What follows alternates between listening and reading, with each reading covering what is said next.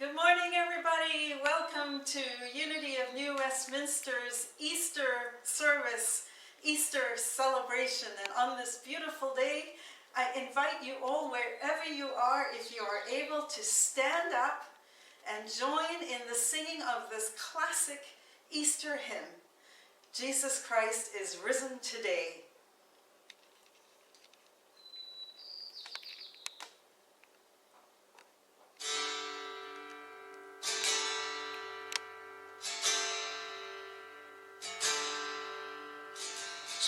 Jesus Christ is risen today. Hallelujah. Our triumphant holy day. Hallelujah. Who did once upon the cross? Hallelujah. Suffer to redeem our loss.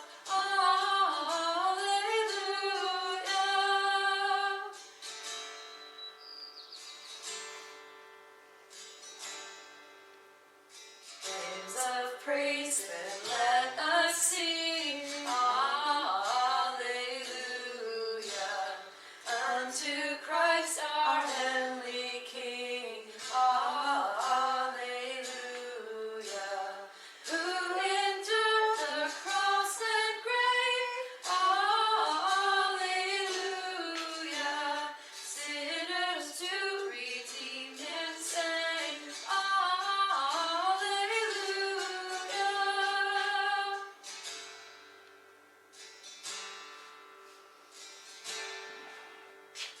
But the pain which he endured, hallelujah,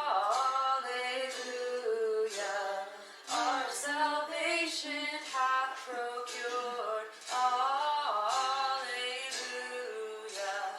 Now above the sky he's king, hallelujah, where the angels ever sing, hallelujah.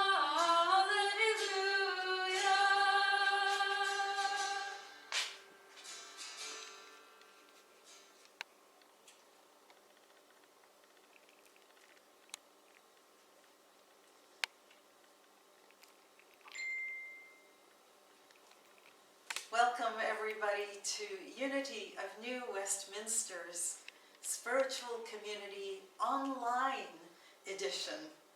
My name is Reverend Rhona Segarra, and it is my pleasure to welcome you today, whether you are watching on Facebook Live, whether you are joining us on Zoom, or whether you are watching us later on the recording that we will be posting onto the website. Wherever you are, welcome. I hope you are enjoying this most beautiful Easter Sunday, and I hope you are staying away from all the people you love if they are not in your home. That is the wise and loving thing to do at the moment. The Unity Movement offers spiritual principles for full and abundant living. We draw on the teaching of Jesus, our primary way shower, our example, the person who exemplified what oneness with God looks like, the person who lived a human existence and was at one and always aware of his oneness with divinity. We also draw on the wisdom of faith traditions all over the world. We acknowledge that there is wisdom in all, and everybody has the right to choose their own spiritual path. All are welcome here. All are worthy here. All are celebrated here. We open our service in a time of affirmative prayer. Wherever we are on this nation, we acknowledge that we are on the traditional and unceded territories of First Nations land. And we are so grateful that we are able to live, to work, to play on these beautiful grounds. We're so grateful also that we can come together in this virtual format at a time of great unease, anxiety, and change on our planet. We're so grateful for the gift of technology that allows us to connect, to remind ourselves that even if we need to be physically distant, we need never be emotionally apart. As Daniel Nahmod says in his song, One Power, we believe that there is one power, a power that goes by many names, by many faces, by many understandings and paths.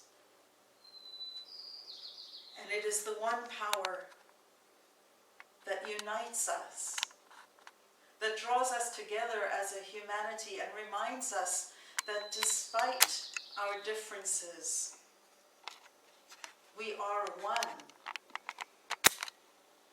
That truly differences are only dangerous when we forget that our hearts are the same. There is no place that this power is not, including us.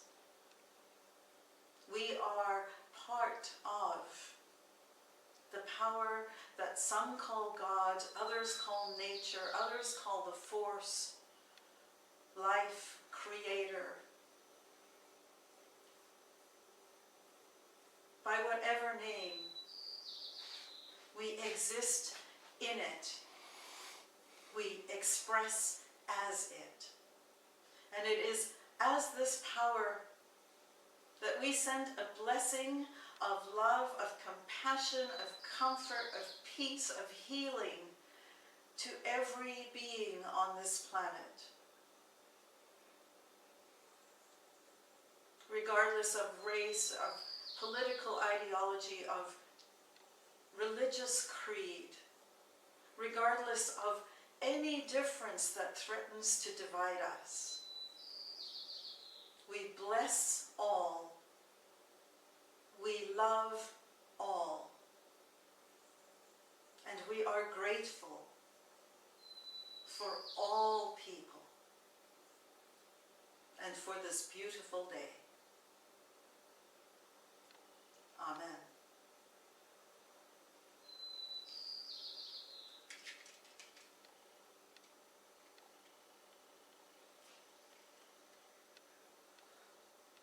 Today, as every day, we share the opportunity to reflect using the daily word. And today's daily word, surprisingly, is Easter. I recognize the risen Christ in family, in friends, and in spiritual community. Early in the evening on the day of resurrection, Jesus, unrecognized, joins two of his followers as they journey from Jerusalem toward the nearby village of Emmaus. Accepting an invitation to stay and share a meal, Jesus takes bread, blesses and breaks it, then gives it to his hosts. In that moment, their eyes are opened. They recognize Jesus, and alive in their hearts, he vanishes from their sight. Later, the two explain to others how the risen Christ became a living presence to them in the fellowship of breaking bread. Easter celebrates the risen Christ, an immortal presence freed from all limitation, awaiting discovery in every person and every life event. I recognize the risen Christ in shared experiences with family, friends, and my spiritual community. And from Luke chapter 24, verse 31, then their eyes were opened and they recognized him, and he vanished from their sight.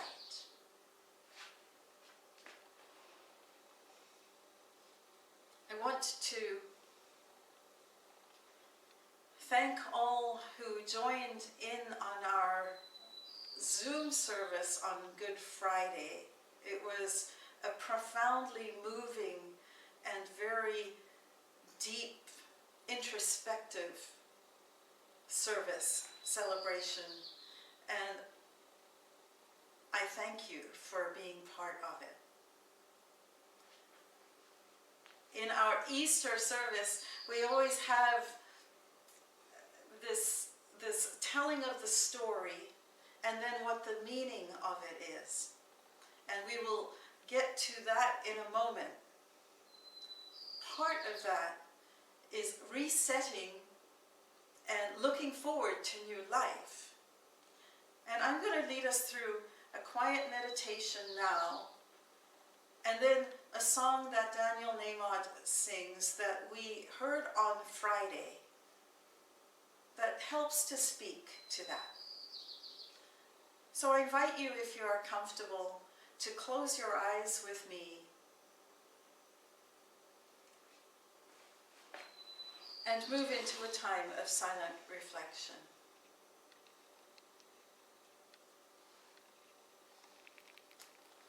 On this Easter Sunday,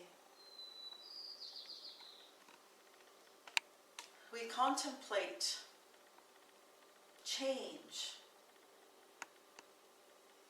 We contemplate the meaning of moving from an old reality, allowing all of the past to pass away, to pass over, allowing ourselves to move into a time where we're in a tomb, a time where we can re-center, where we can pause, where we can evaluate and recreate. When we do that, we let go of the things that no longer served us.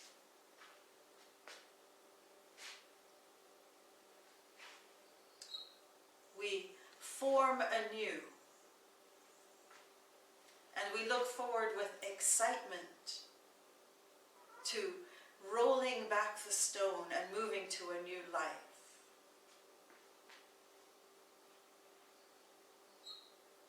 It is our time to reset, our time to evaluate what we want to express in life.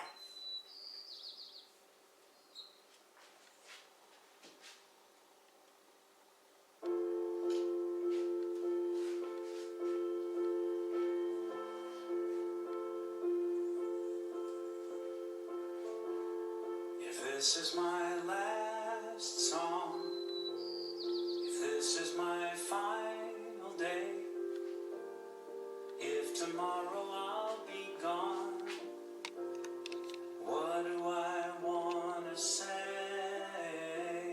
If this is my last song, if it's my time to go, when my body's moved on, what will I have to show?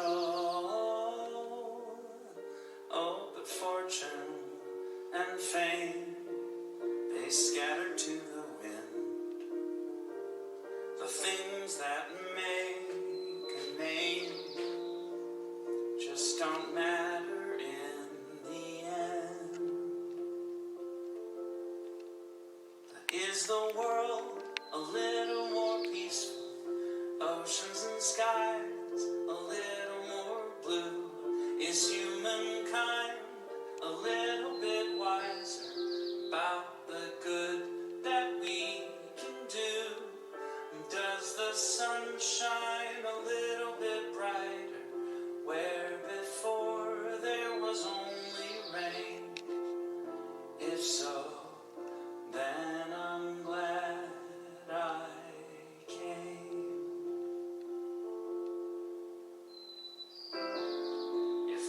are my last words for all of the earth to hear.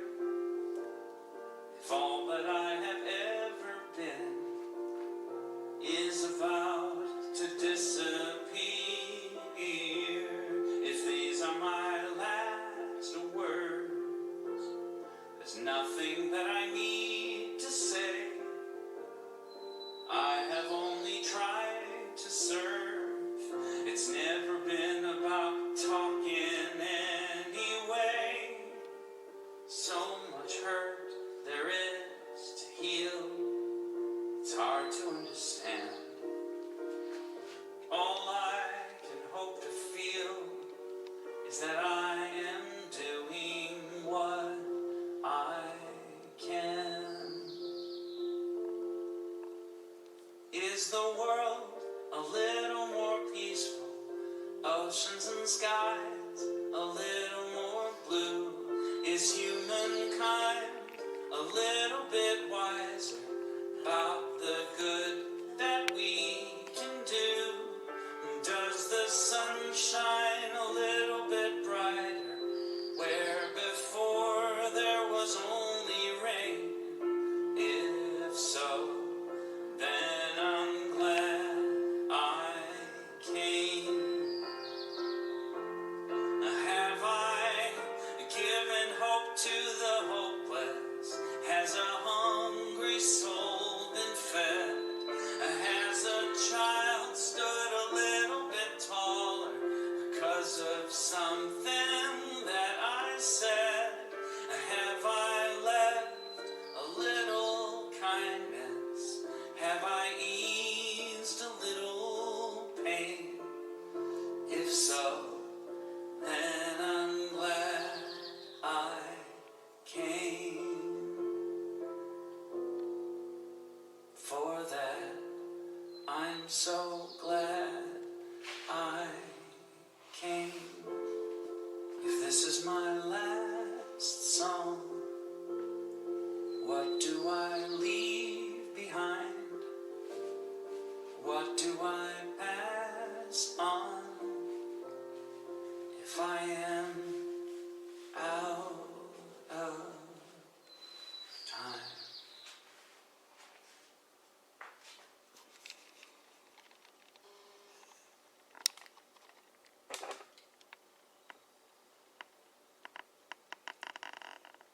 Isn't that a beautiful song?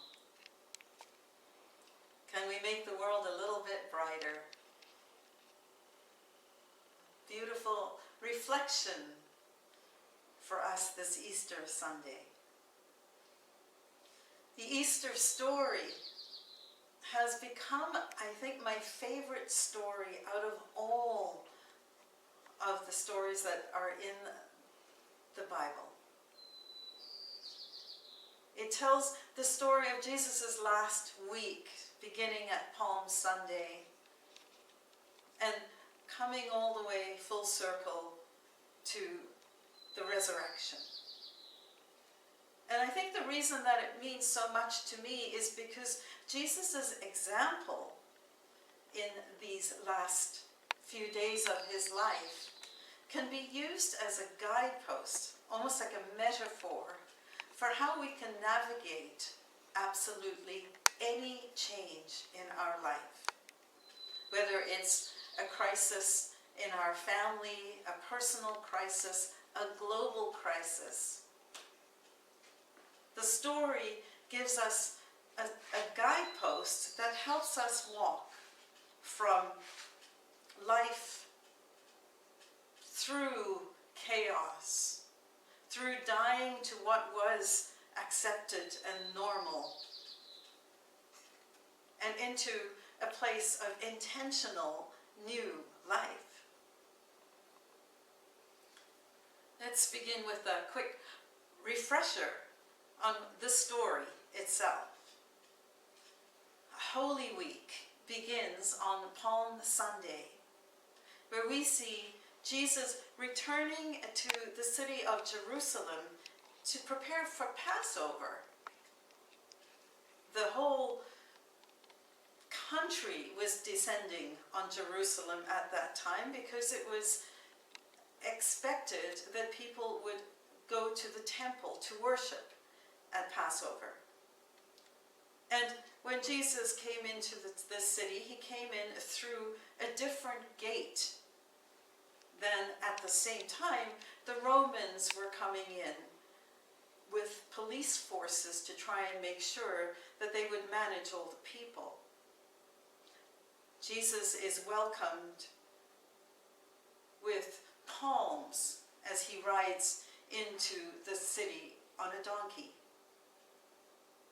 He then goes to the temple and overthrows the temple tables where there is commerce being done, where people are buying and selling things that will be sacrificed, animals and so on, in preparation for Passover. He also challenges the priests about the meaning of their prayers, basically saying that they are doing it by rote and not with actually any consciousness. So on Palm Sunday, he manages to upset a whole bunch of people. Tuesday, he does some more healing, does some more teaching, meets with the priests, the Jewish priests, and they decide that he has to go. 2 days later is preparation for Passover. And Jesus meets with his disciples in an upper room. And they have a final dinner together, what we now call the Last Supper. In that time, Jesus washes the feet of his disciples, reminding us of his humility and his love for all people. And then he expands that with a new commandment that he gives to his disciples, saying, "A new commandment I give to you, that you love one another as I have loved you." He then leaves and goes to the Garden of Gethsemane. And while he is there, he is betrayed by his disciple Judas. He's taken to the court and 3 times tried by both the Jewish court and the Roman court. He is offered, the people are told that he can be freed. It is tradition at Passover to free a prisoner. And the people, instead of choosing Jesus, suggest that the Romans free Barabbas. And so Barabbas goes free and Jesus is then condemned to death. He goes from being a hero to a zero in 3 or 4 days. He is taken along with 2 other criminals and crucified. And while he is crucified, he forgives. He takes care of his mother. He finishes his unfinished business. He says that he is thirsty. He says, my God, why have you forsaken me?" And we never really know why he said that. It is the beginning of Psalm 22. And so I wonder at times whether it was just a way for him to bring comfort to himself, or was he truly feeling despair? Nonetheless, he says, my God, why have you forsaken me?" He also is accompanied by these two criminals, and they, along with the people who are the Roman centurions, are jeering at him while he's on the cross. Until one of them starts to recognize that that may not be true, and so he turns to the other criminal and says, why are we doing this to this man? He's innocent. We deserve to be here. And as a result of that reformed criminal turns to Jesus and says, "Remember me in paradise." And Jesus says, "You will be with me today in paradise." And when Jesus' work is done, he says, "It is finished." And he dies. "Father, into thy hands I commend my spirit." He is taken to the tomb of Joseph of Arimathea and laid to rest there.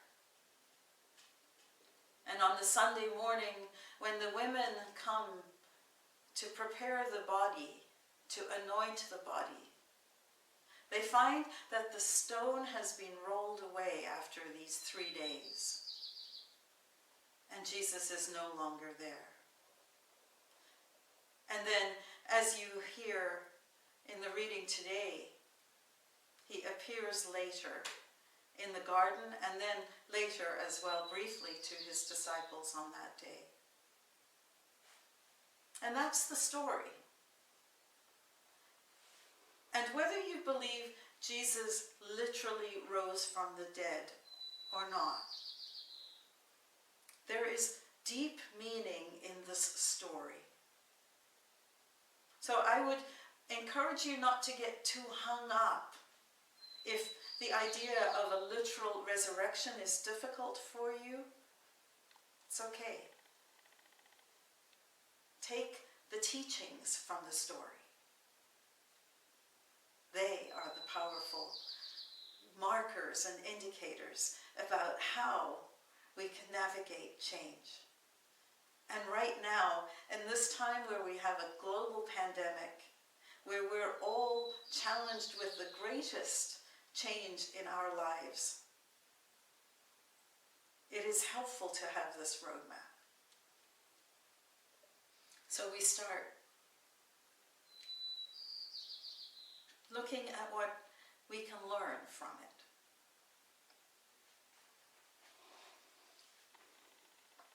Go back to the story. Jesus overturns all that was accepted and considered normal. And haven't we just had that experience in our lives right now? Where everything that we thought mattered is now put into question. It is a reminder that where we were is now overturned. And so we begin our journey into our own Holy Week right now.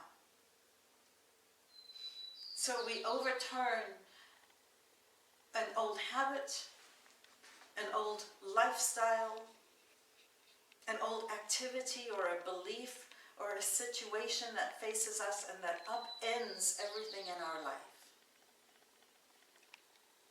What now? The first thing to recognize is that the status quo resists change. The status quo out there, whether it be our employers, whether it be our family, whatever our circumstances might be, the status quo does not want to change. The status quo quite comfortably likes where things are. Within us, the status quo doesn't like change either. And so even though we know we may want to upend a bad behavior or a habit that no longer serves us. There'll be a part of us that is resistant to that change, even though we know that it's for our own good. And so just be aware of that whenever you're embarking and facing a change. In the 5 stages of grief, they call that denial. We don't want things to change, even as they are changing before our eyes. Change can lead to anxiety, it can lead to uncertainty, that better the devil we know than the devil we don't feeling. And Jesus expressed that in the Garden of Gethsemane when he said, "Take this cup from me. I don't really want to do this. I know where this is going and it's going to be hard. And yet, not my will but yours." What is the higher good that is coming out of this? And can I put that status quo fear in its rightful place so that I allow this new change to happen? The very first thing then is to face the change rather than denying that it's happening. And we've seen this so clearly in how our politicians and healthcare leaders and even ourselves have dealt with this coronavirus pandemic, where to actually recognize that this is a serious thing and this is happening takes a great deal of inner courage to actually get there, because our status quo resists the change. So, when we're facing a challenge, whether we want it, whether we think we want it, whether we know we don't want it, the important first step is to face it and accept that it's coming. The next step is to faith it. There's a saying in the Grand Marigold Hotel movie, I can't remember what the name of it is. Best Exotic Marigold Hotel. There's a scene where a person who is Indian is trying to get people who are from England to stay at his crummy, rundown hotel. And he says this: "Everything will be okay in the end. If it's not okay, it's not the end." When we are facing a crisis, when we are facing something as large as a pandemic, or whether we are facing something as large as a health scare, or a shift in our relationships, or a job loss, something we don't want to have happen, can we stand on the rock of, "This isn't the end of my story"? There's a movement where people are getting tattoos that are a semicolon on their arm, not a period. This is a chapter. This is a portion of the story. It is not the end. It is not all of who we are. And then we stand firm in it. Jesus had multiple opportunities to run away, multiple. He could have run away instead of going to the Garden of Gethsemane. He could have saved himself when Pontius Pilate begged him to save himself. He could have told the priests exactly what they wanted to hear and save himself. But he stood firm in the knowledge that what he needed to do was to go through this path and follow it to its conclusion. We are in that time right now where we have a choice coming up for our politicians particularly. Do we stand firm and continue on the path, or do we take the easy way out? In our private, personal lives, do we not often have that same opportunity where we know that what we need to do is going to be tough, and it would just be easier to take the easy way out? So to stay firm when people are yelling at you and begging you to change, to go back to the status quo, that takes some strength. People who have left abusive relationships will often go back. Eventually they get to this point where even though the easy way out is to go back to the devil they know, they recognize that what they need to do is move forward despite the uncertainty and anxiety. So we face it, we faith it, we firm it, and then we forgive it. On the cross, Jesus looked down at all of these people who were laughing at him and who had caused him excruciating physical and emotional pain. And he said, "Father, forgive them, for they know not what they do." And think about it for a moment. Had Jesus not been crucified, we would not have a resurrection story. If Jesus had not been crucified, he may very well have just been thrown into jail somewhere, and his whole message might have been completely lost to us today.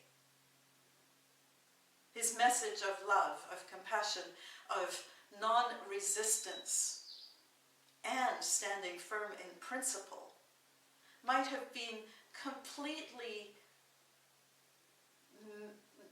overlooked had he not had the experience of the crucifixion. And do you think that the people who crucified him for one moment had any idea that what they were doing was actually motivating and inspiring a movement? Had they known that, they wouldn't have done it. They knew not what they were doing. As is said in Genesis about Joseph and his brothers who betrayed him, what man intended for harm, God intended for good. Have we not all had some experiences that at the time were terribly painful? And then we recognize afterwards, when we have the benefit of reflection, that sometimes those painful experiences were the best blessing. The same is true for Judas. Judas, who was the person who was entrusted with the funds for the disciples. He was well loved by Jesus, and he loved Jesus. He also played a vital role in the Easter story. We should be grateful to Judas because his misguided love is what brought us the movement that we call Christianity.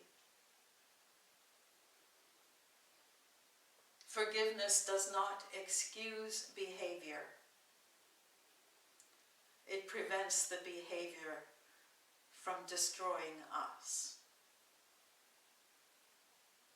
And if we can believe that it's truly the idea that everything that happens to us is a semicolon, that it is not all of who we are, that it makes up part of who we are perhaps, but it is an event that we are going through, then we recognize that there is nothing to forgive, because the story isn't over.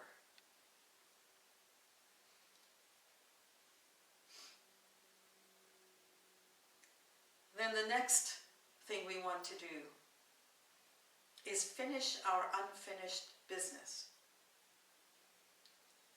Part of the reason I think that people regress when they are encountering and trying to make a new change is that they don't put the past pieces away where they belong. Jesus, by asking his mother to go and be with his disciple John, the disciple whom he loved, we assume it was John, and asking the disciple who he loved to take care of his mother, to me that's an indication that Jesus needed to put his affairs in order. That part of him being at peace with the new change that was happening was being able to rest in the knowledge that there was nothing left undone. In 12-step programs, they call that making amends. There's a song, Say It Now. Say it now. Whatever you might have to say to someone, now is a good time to do that, whether it's thank you, an apology, a clearing of the air. Whatever it might be that you need to do to finish unfinished business, now is that time to do it in love and in forgiveness and in faith.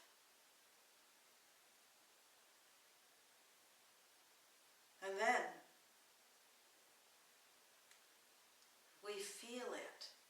Jesus on the cross said, I thirst. I am thirsty. I am. And we don't know if he actually drank or not from what was offered to him. The gospel accounts don't make it clear.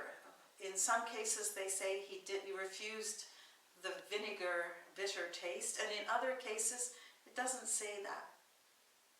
But what we do know is that that is a human experience coming out and becoming visible. Too often we want to keep a stoic, straight face. If we cry and feel sad, we say, I'm sorry. Why? Why would we be sorry right now to be sad? People are dying all around us. I hurt. I'm sad. These are powerful affirmations about what's going on in our human experience. And they are a necessary part of being in touch with who we are in our wholeness, in our humanity. So I encourage you to feel the feelings that you are feeling right now. Go into a shower, and if you need to, cry. The shower is a good spot because with all of that noise, you can do so if it's uncomfortable for you to do it in a public way. It can be private and hidden, and those emotions can come out. Feel your feelings. They deserve you and your attention. And then the last step before this dying away is this step of surrendering. This step of, into your hands I commend my spirit. It is not a fight. It is a trusting acceptance that we are walking a path. And so we allow the old to fade away. We allow it all to die. And now we're in the tomb. And literally now, we are in this place where we are housebound, where we aren't able to go about the daily busy that we used to do. And it is our time now to choose what we want to take with us into what we know is coming, which is a new life. Do we take the thief on the right-hand side that taunts us and wants us to stay back? Or do we, like Jesus, give that thief absolutely no attention at all, and instead welcome the other thief? The thief that reforms, that recognizes that there is wisdom and wants to come along because of that. We take that with us into our tomb. And now we're all in this tomb comprehensively together, but each of us individually. And what is it that we want to form? Every year I talk about the butterfly, and I give a little science lesson about the butterfly and how the butterfly starts out as a caterpillar. And within that caterpillar are imaginal cells. Cells that the caterpillar has no use for and no awareness of that we know in its form as a caterpillar. And as the caterpillar comes to the end of its life, it weaves a cocoon. And in that cocoon, the caterpillar starts to die. And these imaginal cells start to feed and eat away at the caterpillar. And at first, it doesn't make a big difference. And then it starts to feed on itself, and the imaginal cells take over. And the imaginal cells replicate and become wings, and replicate and become other parts of what emerges out of the cocoon into a beautiful butterfly. We have within us the imaginal cells to reform all that we consider ugly, all that we consider unpleasant, all that we consider out of oneness. And now, in this time of the tomb for us, in our cocoons, we have the opportunity to reset. We have the opportunity to choose what we want to emerge with. And in this creative experience that we're in right now, are we not finding some amazing gifts? We are discovering the beauty of technology, not just the yuckiness of it. We're discovering that we're able to tap into more wisdom than we know. We're getting people to understand things that they never believed that they could understand, including how to get onto the internet. We're seeing medical appointments happening by phone, intelligently. We're seeing families coming together and having meals together and getting creative and creating the most amazing little stories and dances. And I heard, I'm trying to remember if I even saw it, a cartoon where a person is talking about, from the future now, talking about these times. And the mother saying, oh, those were terrible times. And the child saying, I remember that. That's when we ate dinner together as a family. That's when we played games. That was the best time of my life. It is in this place of the tomb that we can now take a breath and pause and discern, what is it that we want to emerge when the stone rolls away? My greatest hope is that we emerge wiser, more intentional, more enlightened, more aware of our connection with each other, more committed to taking care of the things that we've discovered aren't working. Healthcare systems that might not treat people the same. Socioeconomic issues that are coming to the forefront now that we would never see otherwise. This tomb is a gift.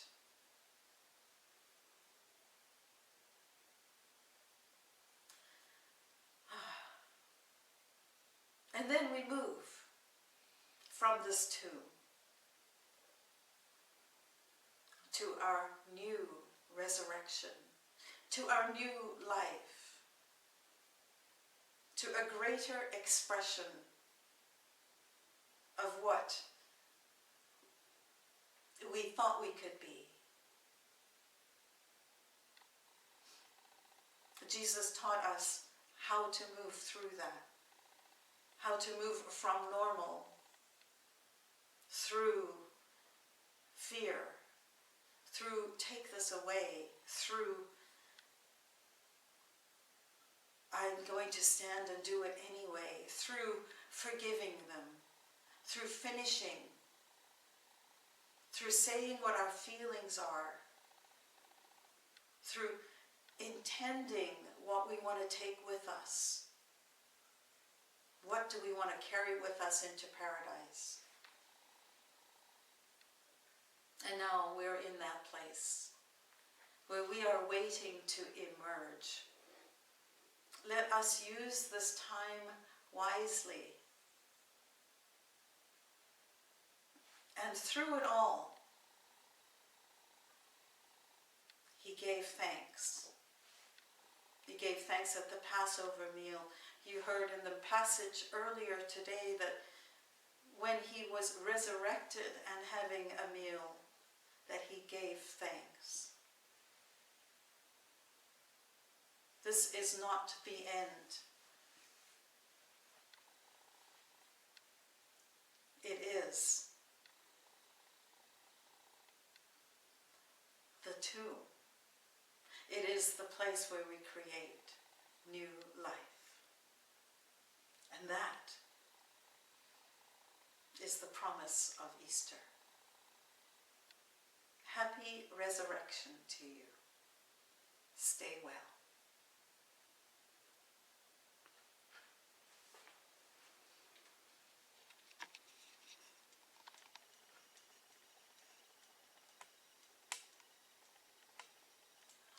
use any of my slides because I didn't have to.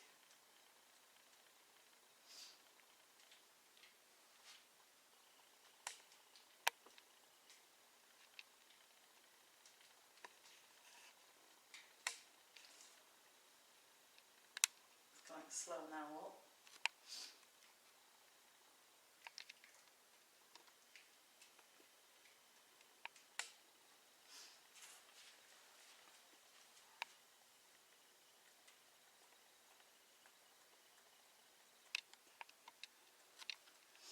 We're going to sing another hymn that is an old traditional hymn with amazing, beautiful words. Remember, earth is us in our human material form.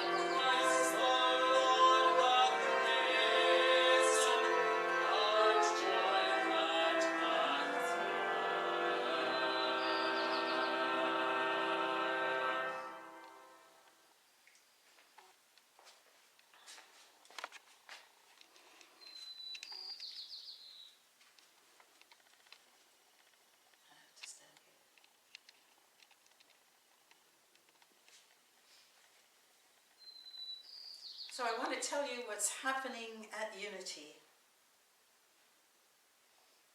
Tuesdays and Thursdays, I remind you that you are welcome to drop in any time between 10 and noon on a Zoom call.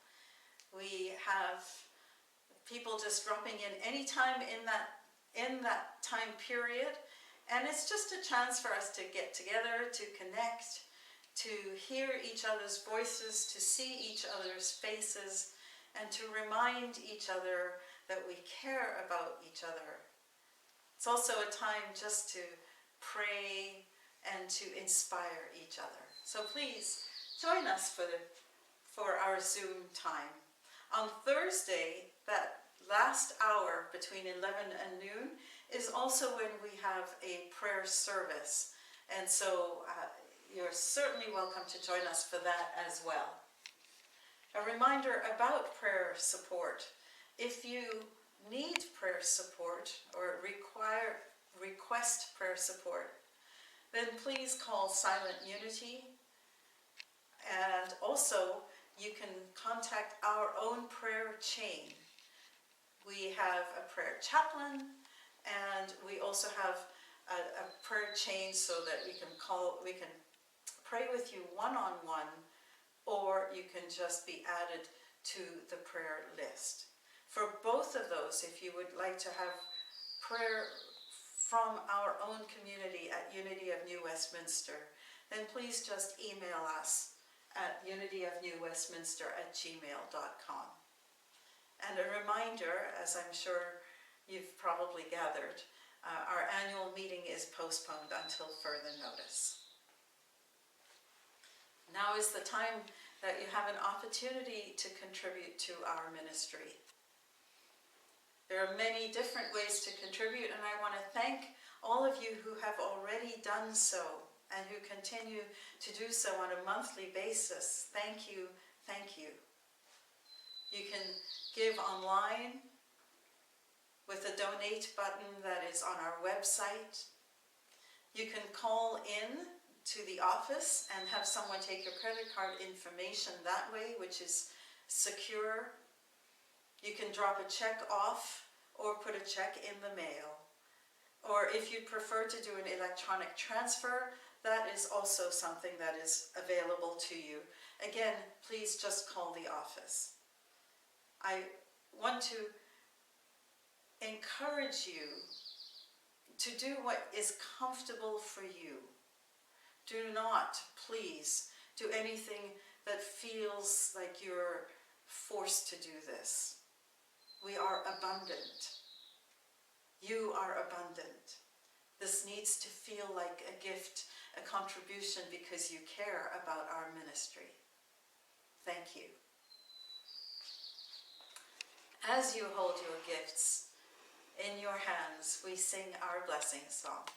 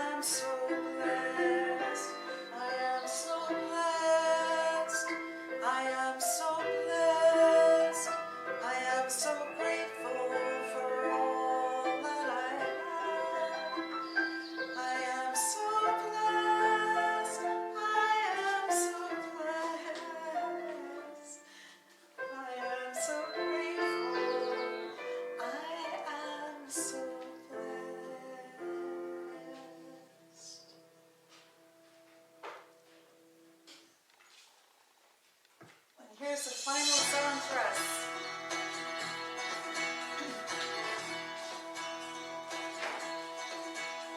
I danced in the morning when the world was begun, and I danced in the moon and the stars and the sun. I came down from heaven and I danced on the earth. At Bethlehem I had my birth.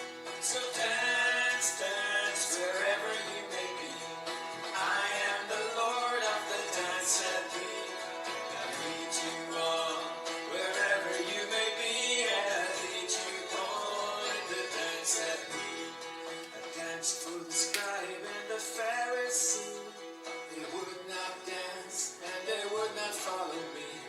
I danced for the fishermen, for James and John.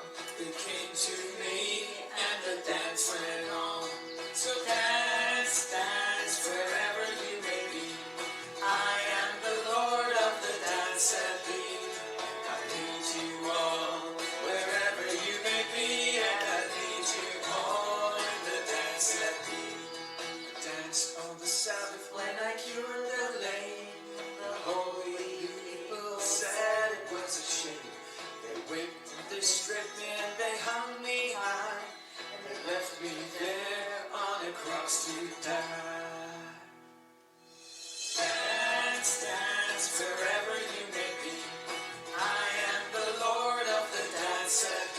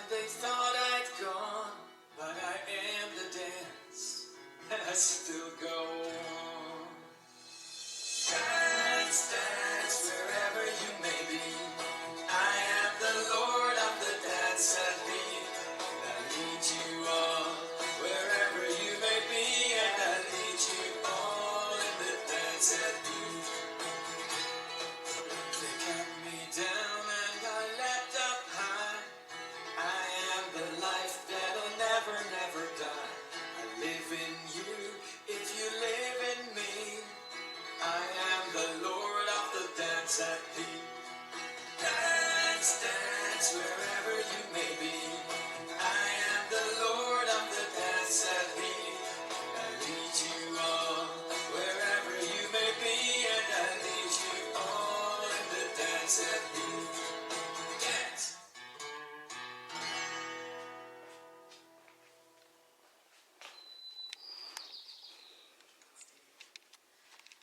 And so let us take a moment to give thanks. To give thanks for all of our gifts, our financial gifts, the gifts of our community, the gifts of our family, our friends. Today especially we give thanks for all who are taking care of us at this time. We give thanks for truck drivers. We give thanks for people who are receiving product, people who are stocking shelves, people who are on our front lines accepting our payment as we purchase groceries to keep us healthy. We give thanks for our pharmacists. We give thanks for people in restaurants who are helping to keep us fed. We give thanks for our politicians, for our healthcare professionals and our healthcare leaders. We think and give thanks for all who take care of us in hospital settings. From the paramedics that bring us to the hospital, to the nurses on the 811 line, to our emergency response personnel, both in and outside of the hospital, to our nurses, our doctors, our care aides, the people who clean. We give thanks for all who are helping to keep us safe. We give thanks for those who have passed away, who have sacrificed themselves in such a tragic way. We give thanks for their families, and we extend love and compassion to them. We know that good will come from this, that good is coming from this. And we're sad that it has taken so many lives for us to remember what's important. We give thanks for our immediate community and our immediate families and friends, and for ourselves. We are grateful for it all. We are grateful for it all.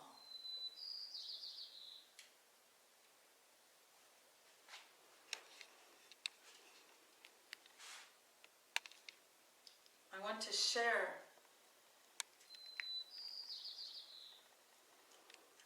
I'm going to walk over the sidewalk because I'd like to share this in the sunshine.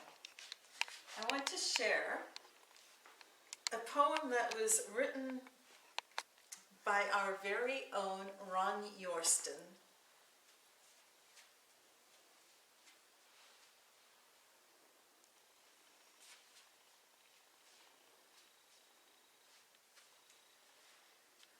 And this will be our final poem, and then we'll end as we always do with our peace song and our prayer for protection. Ron wrote, "All alone in my little bubble, yearning for a human gathering, wishing we were out of trouble, away from all this virus nattering. This little mace-like microbe has taken much of our joie de vivre, turned our earth into an icy globe, imparted to all this body shivering. Still, I strive to fit it into our paradigm. If there is no spot that God is not, then COVID-19 must be divine. for God is error fraught. Myrtle Fillmore looked upon a worm and realized it had life and substance just like us. But watching it squirm, she affirmed it lacked intelligence. So let's give God, the mastermind and omnipresence of the universe, the benefit of the doubt, in kind and fearless into the truth. Let us immerse. Looking for all the lessons to be learned while anticipating the joys to be. With the dawn of the new undercurrent, the shroud is lifted and the world is free. Thank you, Ronnie. Happy Easter, everyone. Let us sing. Oh, would you like to look at the slide? It has the words.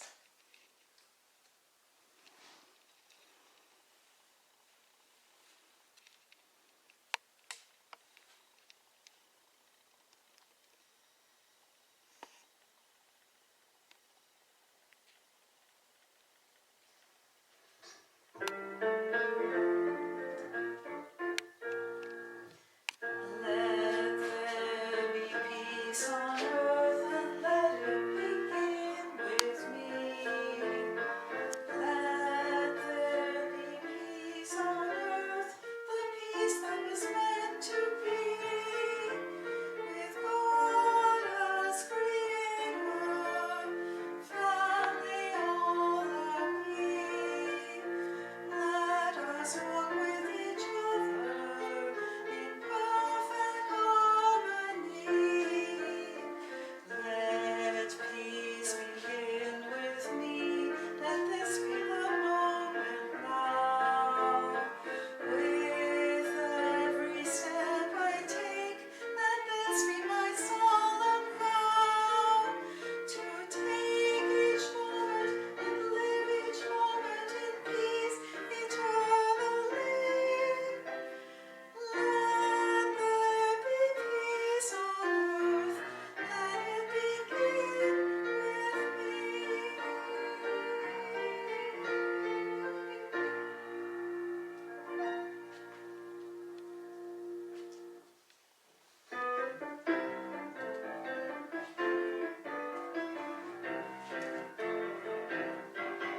I am the light of God, I am the love of God, I am the power of God, I am the presence of God. Wherever I am, God is. You are the light of God, you are the love of God, you are the power of God, you are the presence of God. Wherever you are, God is. We are the light of God, we are the love of God, we are the power of God, we are the presence of God. Wherever we are, God is, and all is well.